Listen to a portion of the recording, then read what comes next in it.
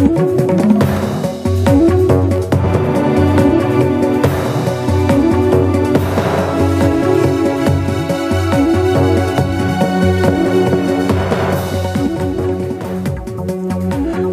मैं रविश कुमार। 8 दिनों से एमसीडी में हड़ताल है। 8 दिनों से हम यही सुन रहे हैं कि दिल्ली सरकार ने पैसा नहीं दिया तो एमसीडी को बीजेपी ने कंगाल बना दिया।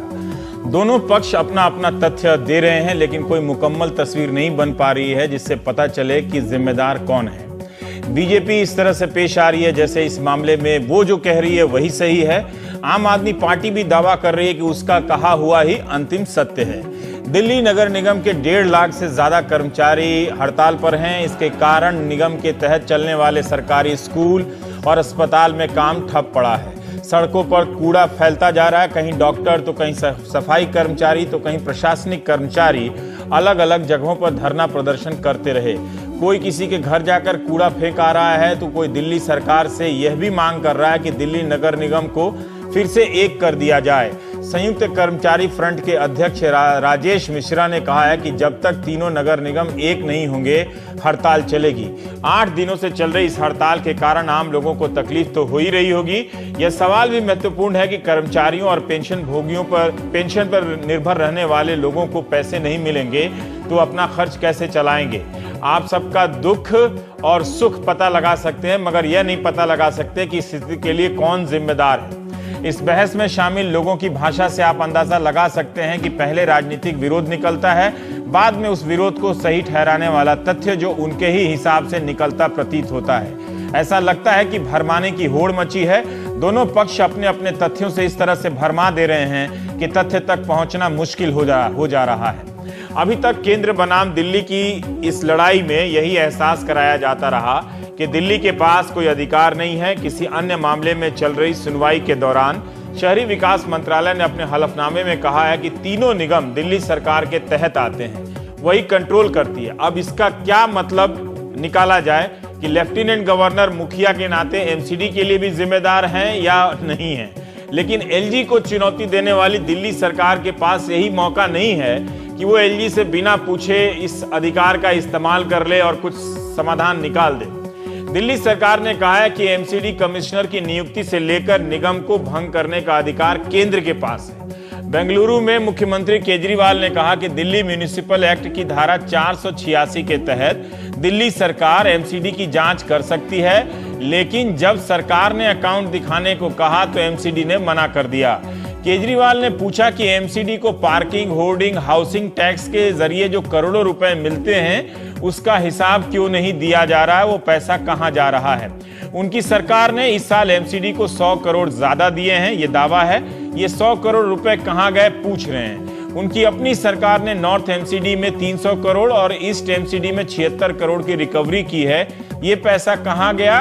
केजरीवाल ने कहा कि 31 दिसंबर तक का पैसा दे दिया गया था, फिर भी 27 जनवरी से कर्मचारी हड़ताल पर क्यों गए। एमसीडी को 31 जनवरी तक 690 करोड़ की जरूरत है, जिसमें से हम 550 करोड़ का लोन दे रहे हैं। जब पैसे देने की बात आती है तो कहते हैं दिल्ली सरकार दे, और हंगामा करने के वक्त दिल्ली केंद्र शासित राज्य बन जाता है। अरविंद केजरीवाल ने कहा कि डॉक्टरों ने लिखा है कि एमसीडी के अस्पतालों को दिल्ली सरकार ले ले, वे एमसीडी के साथ अब नहीं रहना चाहते हैं। 19 यूनियनों ने उन्हें लिखा है कि दिल्ली नगर निगम को भंग कर दिया जाए।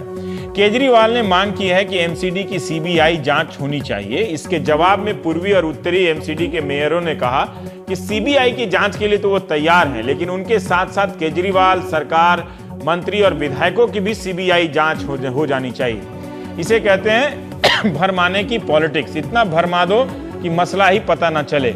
मेयर ने केजरीवाल के उस दावे को चुनौती दी कि आपने उत्तरी एमसीडी को 890 करोड़ दिए हैं, लेकिन साल भर के वेतन का हिसाब तो 3000 करोड़ आता है। सही बात है, लेकिन क्या मेयर रविंद्र गुप्ता साल भर का सारा पैसा एक ही साथ मांग रहे हैं? क्या एमसीडी पूरे साल का वेतन जनवरी में ही कर्मचारियों को दे देती है? क्या इस बकाये से एमसीडी का संकट एक बार में समाप्त हो जाएगा, या यह संकट फिर से खड़ा होने वाला है? रविंद्र गुप्ता ने कहा कि दिल्ली की जनता को अपनी महत्वाकांक्षा की बलि चढ़ा देना स्कैम नहीं है क्या? इस नए स्कैम के लिए उनकी दाद दी जानी चाहिए। इस स्कैम में न जाने कितने नेता इस देश में नप जाएं। उम्मीद है रविंद्र गुप्ता ने ये वाला स्कैम नहीं किया होगा। खैर, मेयर की बात से लगा कि वे मानते हैं कि एमसीडी में वित्तीय संकट है। उन्होंने आर्टिकल 243 का हवाला देते हुए कहा कि किसी राज्य के नगर निगम में कोई वित्तीय संकट है तो उसे लिटिगेट करने की जिम्मेदारी उस सरकार की होगी, वहां की। अपनी जिम्मेदारी से केजरीवाल साहब भाग रहे हैं। अगर वित्तीय संकट है तो इसका जिम्मेदार भी कोई ना कोई तो होगा, केजरीवाल साहब हैं या मेयर रविंद्र गुप्ता। जब हमने आर्टिकल 243 पढ़ा तो उसमें एक जगह साफ साफ लिखा है कि राज्य की विधायिका निगम के खातों की जांच कर सकती है, कानून बना सकती है, ऑडिट कर सकती है, हिसाब पूछ सकती है। ये बात शायद मेयर साहब नहीं बता सके। केजरीवाल ने कहा कि नॉर्थ एमसीडी को विज्ञापन से 17 करोड़ रुपए ही आते हैं, जबकि 25 गुना ज्यादा आना चाहिए। नॉर्थ एमसीडी के मेयर ने कहा कि केजरीवाल जी, विज्ञापन से 25 गुना पैसा आप कमा कर दिखा दीजिए, हमें कोई आपत्ति नहीं। अगर केजरीवाल ने वाकई ये विभाग मांग लिया तो मुझे नहीं पता रविंद्र गुप्ता इस चुनौती को लेकर वाकई गंभीर हैं या भावुकता में कह गए। मेयर गुप्ता ने कहा कि दिल्ली सरकार कहती है कि पहले डीडीए उसका पैसा दे। इस प्रकार की बात एक मानसिक रोगी ही कर सकता है। ईस्ट एमसीडी के मेयर ने कहा कि चौथे वित्त आयोग की रिपोर्ट जल्दी लागू हो। दिल्ली सरकार ने 2 दिसंबर को कहा कि रिपोर्ट स्वीकार कर लेते हैं, लेकिन ये लागू तब होगी जब केंद्र सरकार भी इसे लागू करे और एमसीडी भी लागू करे, यानी तीनों को इस रिपोर्ट को लागू करना है। बेंगलुरु में मुख्यमंत्री केजरीवाल ने एमसीडी पर भ्रष्टाचार के कई आरोप लगाए, जिसके जवाब में मेयर ने कहा कि आधे से ज्यादा अधिकारी दिल्ली सरकार के माध्यम से दिल्ली नगर निगम के अंदर रिक्रूट किए जाते हैं। केजरीवाल साहब, आपकी सरकार के माध्यम से अगर कोई भ्रष्टाचार कर रहा है तो हम कर रहे हैं या दिल्ली सरकार के अधिकारी कर रहे हैं भ्रष्टाचार। पहली बार पता चला कि दिल्ली नगर निगम में भ्रष्टाचार एक तो है, और वो इसलिए है कि उसके अफसरों कर्मचारियों की नियुक्ति दिल्ली सरकार ने की है। मेरे ख्याल से इस फॉर्मूले का पेटेंट करा लेना चाहिए। राजनीति आम आदमी पार्टी भी खूब कर रही है। केजरीवाल ने कहा कि 1 साल बाद चुनाव हो रहे हैं और उनकी पार्टी जीतने वाली, अभी से बता रहे हैं और वो ऐलान भी कर रहे हैं। अगर अभी उनके पास देने के लिए 550 करोड़ रुपए के कर्ज थे और 142 करोड़ का स्टैंप ड्यूटी के तौर पे, तो वो पैसा वो पहले भी दे सकते थे। तो हम बात करेंगे प्राइम टाइम में। हमारे साथ हर्षदीप मल्होत्रा जी हैं, आप मेयर हैं पूर्वी दिल्ली नगर निगम के। दिलीप पांडे जी हैं, प्रवक्ता हैं आम आदमी पार्टी के, और हारून यूसुफ साहब हैं, कांग्रेस नेता हैं। हर्षदीप जी, बातें बहुत होंगी और मैं चाहता हूं कि कोई एक पॉइंट आप उठाएं। क्यों उठा रहे हैं ये भी बताइए, और क्या इस एक पॉइंट पे कदम उठाने से इसका समाधान हो सकता है, और क्या इस एक पॉइंट पे आम आदमी पार्टी की सरकार गोली दे रही है जनता को? दिल्ली में कॉरपोरेशन का जो गठन हुआ वो 1997 में पहली कॉरपोरेशन बनी। हाँ। और उसके साथ ही जो बात आपने आर्टिकल 243 की कही, उसके तहत राज्य सरकार को निगम को कितना पैसा देना है दिल्ली के टैक्स पेयर्स का, उसके ऊपर एक आयोग गठित करना चाहिए था, जो हर सरकार, पूरे देश की हर राज्य सरकार करती है। ताकि ये पता लग सके कि राज्य सरकार का टैक्स पेयर्स का पैसा नगर निगम को कितना देना है। तो ऐसे ही ये चौथी कॉरपोरेशन है, 4th term of the corporation है, फ्रॉम 2012 से 17 तक का। 2009 में चौथे वित्त आयोग का गठन उस समय की राज्य सरकार ने किया। 2012 की कॉरपोरेशन में कितना पैसा देना है इस बात के लिए, जिसकी रिपोर्ट बहुत लेट आई, 2013 मार्च में आई। मेरा सिर्फ एक बड़ा प्रश्न है, जब ये संवैधानिक प्रक्रिया है कि राज्य सरकार को अपने अंतर्गत आने वाली, मैं शब्द प्रयोग कर रहा हूं, अपने अंतर्गत आने वाली निगम निकायों को फाइनेंशियली वायबल करना है, संवैधानिक प्रक्रिया है, उसके लिए आयोग गठित किया राज्य की सरकार ने, तो उसकी रिकमेंडेशंस को इंप्लीमेंट क्यों नहीं कर रहे? एक बड़ा प्रश्न। इसके साथ ही इसी का जुड़ता हुआ प्रश्न, इस समय की दिल्ली की सरकार ने उसे विधानसभा के पटल पे रख दिया विद द राइडर कि कुछ सुझाव उस आयोग ने केंद्र सरकार के लिए दिए हैं, एमसीडी के लिए भी दिया है शायद। एमसीडी तो मानेगी उनको, लेकिन मानी नहीं। अभी तो पहले दिल्ली सरकार को मानना पड़ेगा, उसके बाद तो विधानसभा में रख दिया है या रख के मान लिया है दिल्ली सरकार? रख के मान लिया है, लेकिन विद द राइडर उसको लागू नहीं किया है। लागू करने से पहले एक बड़ी शर्त लगा दी। तो उसमें क्या ये प्रावधान है कि दिल्ली सरकार सोमवार को लागू कर ले, केंद्र सरकार 2-3 महीने बाद लागू कर ले, और एमसीडी को जब मर्जी हो तब लागू कर ले, या उसमें यह प्रावधान है कि तीनों एक साथ लागू करेंगे तो इसे एक साथ लागू माना जाएगा? इसमें एक बड़ी बात क्या है, जिसको हेरफेर या गोली देना कहते हैं, कोई भी एसएचओ डीसीपी को ऑर्डर नहीं कर सकता। राज्य द्वारा गठित एक आयोग केंद्र सरकार को रिकमेंडेशन नहीं दे सकता, कुछ सुझाव दे सकता है, जो कि डिस्क्रिशन भी है। क्या ऐसा कोई आयोग है कि जो वो कोई भी बनाए उसका एक हिस्सा लागू हो, बाकी 2 हिस्सा लागू ना हो?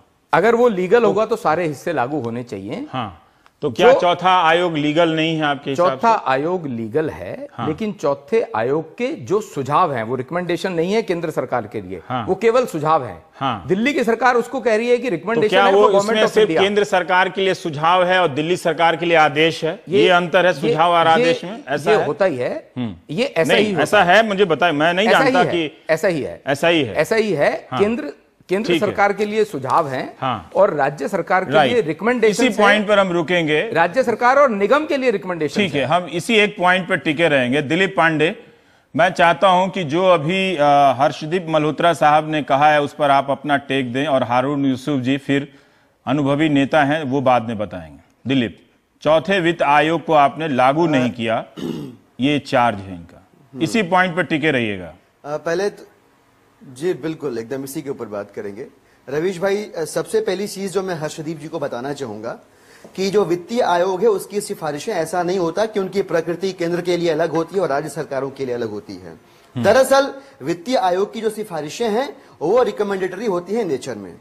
2012-13 में चौथे वित्तीय आयोग की सिफारिशें आई जो आज तक लागू नहीं हुई। इसका मतलब दिल्ली के अंदर जो भी काम हो रहा है, पैसे का लेन देन हो रहा है, वो तीसरे वित्तीय आयोग के सिफारिशों के प्रभाव में हो रहा है। अब मैं आता हूं चौथे वित्तीय आयोग के ऊपर। चौथे वित्तीय आयोग की सिफारिशों के आने के बाद कांग्रेस की सरकार उस दौरान थी, उसने कुछ भी नहीं किया, इस वित्तीय आयोग की सिफारिशों को ठंडे बस्ते में डाल दिया। इसके बाद शीला दीक्षित की सरकार चली गई और दिल्ली के अंदर राष्ट्रपति शासन के जरिए केंद्र से भाजपा इसको चलाने लगी। भारतीय जनता पार्टी के प्रत्यक्ष शासन के दौरान भी वित्तीय आयोग की इन सिफारिशों का जिक्र किसी भी भारतीय जनता पार्टी के नेता ने नहीं किया। एक पत्र भी नहीं लिखा गया है केंद्र सरकार को, एक पत्र भी नहीं लिखा गया कि इसको लागू कर दिया जाए, जबकि आपके अधिकार में सब कुछ था। एक नहीं कर सकते। नहीं, आप सुन लीजिए, आप एक देखिए, ये गलत बात है। आप जो है सरकार को चला रहे थे, राष्ट्रपति शासन था, आपके पास सारे अधिकार थे। अभी तो हमारी आधी तिहाई पौने की जो भी सरकार है उसको आप चला नहीं देते, उस समय तो आपकी पूरी सरकार थी। एलजी महोदय पॉइंट पर आइए, केंद्र सरकार के जरिए आप। हाँ, एग्जैक्टली। तो उस समय कुछ भी नहीं हुआ। जब हमारी सरकार आई, हमने इन रिकमेंडेशंस को गंभीरता से लिया, इसको टेबल कर दिया। हर्षदीप मल्होत्रा जी के सामने पूरी जिम्मेदारी से मैं कह रहा हूं कि दिल्ली की सरकार इन टोटालिटी, ध्यान दीजिएगा, मैं कह रहा हूं इन टोटालिटी चौथे वित्तीय आयोग की सिफारिशों को लागू करने को तैयार है। कब तक? और इसका जो इंप्लीकेशन है वो मैं आपके सामने बता देता हूं। मैं कब तक लागू करेंगे? एक सेकंड, अभी हर्षदीप जी ने पूछा कब तक लागू करेंगे। देखिए, एक समस्या ये है कि आपने 2 दिसंबर को भी कहा था, आपको जवाब मिल जाएगा, है ना? आपने 2 दिसंबर को भी कहा था, आज अभी तक 3 फरवरी है, नहीं लागू कर पाए हैं आप। तो मुझे ये बताइए कि आप किन्हीं शर्तों के साथ लागू कर रहे हैं या लागू करने जा रहे हैं आप? नहीं, समस्या शर्तें हमारी नहीं है। हम तो कह रहे हैं कि हम यथावत उसे लागू करने को तैयार हैं, लेकिन भारतीय जनता पार्टी उसमें राजनीति क्या कर रही है कि नहीं, यथावत नहीं लागू करना है। जो 10.5% का ग्लोबल शेयर एमसीडी को दिया जा रहा है, सिर्फ उसको 12.5% बढ़ा दिया जाए। जबकि चौथे वित्तीय आयोग की सिफारिश कहती है कि अगर यह लागू होता है तो डीडीए पूरा दिल्ली सरकार के अधीन होगा। तो आप इसको यथावत लागू करिए, हम उसके लिए तैयार हैं। भारतीय जनता पार्टी की जो यूनियन अर्बन डेवलपमेंट मिनिस्ट्री है, वो रिकमेंड कर दे डीडीए को हमारे अनुमोदित करके हमारे अधीन कर दे, कल अनुमोदित कर दे, परसों ये कह रहे हैं। एक सेकंड हर्षदीप, आप कह रहे हैं कि ये बात नहीं है, उसमें कोई रिकमेंडेशन डीडीए के लिए वित्त आयोग की नहीं है। वित्त आयोग की रिपोर्ट में इस तरह का कोई रिकमेंडेशन बिल्कुल नहीं है। दिलीप, अब आप जवाब देना चाहेंगे? ये एक सीरियस चार्ज है आपके ऊपर। रवीश जी, उसकी ज्यूरिसडिक्शन में ही नहीं है वो इस तरह से बात कर सके। आयोग दिल्ली का आयोग है। आप मुझे ये बताइए कि क्या, दिलीप दिलीप एक सेकंड, मेरा सवाल सुन लीजिए कि क्या आपके उस वित्त आयोग के रिपोर्ट में ये लिखा हुआ है प्रिंटेड हिंदी या अंग्रेजी में कि डीडीए को सौंप दीजिए दिल्ली सरकार को? ये बात आप जिम्मेदारी से कह रहे हैं, क्योंकि बहुत मोटा मोटा फाइल लेकर बैठे हैं। बिल्कुल बिल्कुल, पूरी जिम्मेदारी से मैं कह रहा हूं।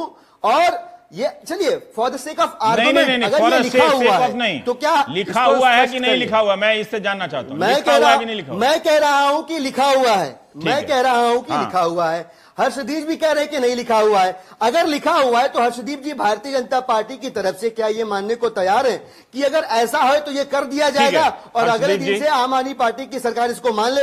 अगर वो जिम्मेदारी लेते हैं तो बात आगे बढ़ाते हैं। यूसुफ साहब के पास जाऊंगा।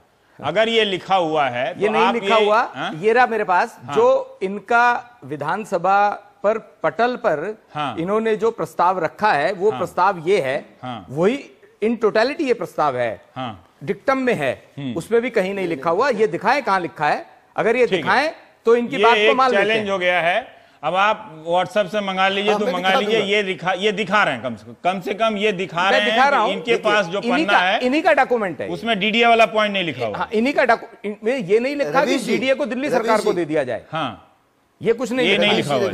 ठीक है, जो टेबल किया गया है विधानसभा में, जो टेबल किया गया है वो प्रासंगिक है दिल्ली सरकार के कागज है, वो वही दिखा रहे हैं। जो टेबल किया गया है वही वाला दिखा रहे हैं। अब हारून यूसुफ जी, हम ये जानना चाहते हैं कि ये जो 4th फाइनेंस कमीशन को लेकर अभी दर्शकों के सामने स्पष्ट नहीं हुआ है दिलीप, हम चाहेंगे कि जब हारून यूसुफ अपना जवाब दे देंगे तो आप ये डीडीए वाली बात को एक बार फिर से स्पष्ट करेंगे आप एक बार। हारून साहब, मैं ये जानना चाहता हूं कि 4th फाइनेंस कमीशन को लेकर एक बात हो रही है कि ये अगर लागू हो गया रहता तो दिल्ली सरकार और एमसीडी के बीच जो कुल जमा टैक्स में से हिस्सेदारियां बराबर बराबर बढ़ जाती। अभी वो तीसरे वित्त आयोग के हिसाब से चल रही हैं, पुराने सुझावों के हिसाब से, इसलिए ये संकट है। मैं आपसे जानना चाहता हूं कि कौन सही बोल रहा है आपके हिसाब से? बीजेपी सही बोल रही है कि इसे दिल्ली सरकार को लागू करना चाहिए, या दिलीप साहब सही बोल रहे हैं कि ये इसका टोटलिटी में लागू होगा, केंद्र सरकार भी इसे लागू करेगी, एमसीडी भी लागू करेगी और दिल्ली सरकार भी लागू करेगी? ये नहीं हो सकता कि सिर्फ दिल्ली सरकार लागू करे, बाकी दोनों भूल जाएं। हारून यूसुफ साहब। रवीश जी, दिल्ली के लोगों को शायद इतनी गहराई से बारे में नहीं पता है। आपको याद होगा जब दिल्ली का म्यूनिसिपल कॉरपोरेशन का ट्राइफिकेशन किया गया, उस समय हमारे सामने ये मसला था कि ईस्ट और नॉर्थ कॉरपोरेशन जो है वो हमेशा वहां फंड्स की कमी रहेगी, क्योंकि साउथ दिल्ली कॉरपोरेशन के अंदर काफी रेवेन्यू जनरेशन की मौके थे। और 3rd फाइनेंस कमीशन जो था, अभी 4th की ये बात कर रहे हैं, 3rd फाइनेंस कमीशन के तहत 10.35% जो है रेवेन्यू जो कलेक्शन था वो देना था। ये पिछले 3-4 दिन से लगातार आम आदमी पार्टी भी और भारतीय जनता पार्टी भी इस बात को लेकर गुमराह करे जा रहे हैं। असली मसला आज जब दिल्ली के लोग त्राई कर रहे हैं पिछले 8 दिनों से, आज अरविंद केजरीवाल जैसे बादशाह जागता है नींद से, उन्होंने जागने के बाद कहा कि मैं 1 महीने की ये तनख्वाह भिजवा रहा हूं और इसके बाद की मेरे से बात न की जाए। ऐसा लग रहा है कि कर्मचारी अपनी मेहनत का जो उसकी उजरत है या उसकी जो वेजेस है उनको लेने के लिए कोई खैरात या भीख ले रहा है। आपके जवाब और जिस तरीके से अरविंद केजरीवाल पॉलिटिकल अभी नहीं 8 दिन बाद जागे हैं, वो क्या है अगर नहीं है, उनको ये स्थिति पैदा करनी विषय में थी, और जिस तरीके से भारतीय जनता पार्टी और आम आदमी पार्टी मुतवातिर पॉइंट पर आप नहीं है, आप पॉइंट पर रहिए ना, पॉइंट पे घेरिए। देखिए 4th वित्त आयोग की बात हुई है, आप कह रहे हैं कि 10.5% के हिसाब से दिल्ली को एमसीडी को देना चाहिए, तो क्या वो हिस्सा मिल रहा है? जो सवाल मैंने पूछा कि 4th फाइनेंस कमीशन क्या दिल्ली सरकार अपने स्तर पर लागू करती है या तब लागू करती है जो बाकी 2 इसके हिस्सेदार लागू करते हैं? क्या होता है प्रक्रिया के मामले में? ना दिल्ली सरकार को ने रिपोर्ट को एक्सेप्ट किया, उसको लागू नहीं किया और उसको भेजा जाता है, फिर एमसीडी और केंद्र सरकार जो है उसके ऊपर अपना व्यूज देकर और उसको एक्सेप्ट करते हैं। और ये कोई ऐसा लंबा चौड़ा प्रोसेस नहीं है जिसमें इतना टाइम लगे। महीनों इन्होंने 4th फाइनेंस कमीशन की रिपोर्ट पड़ी रही, उसको विधानसभा में नहीं लाए, छोटी छोटी बातों पे 1-1 दिन का सेशन बुलाते रहे। ये जिनका कोई कारगर नतीजा ठीक है। नहीं निकला, हाँ। क्या फाइनेंस कमीशन को इम्प्लीमेंट करने के लिए आज से 3 महीने पहले नहीं कर सकते थे? जो आज दिल्ली की जो हालत हुई है, वो हालत शायद इस तरह की सिचुएशन से बचा जा सकता था, जहां आज पूरी दिल्ली जो है महामारी के चपेट में आई हुई है।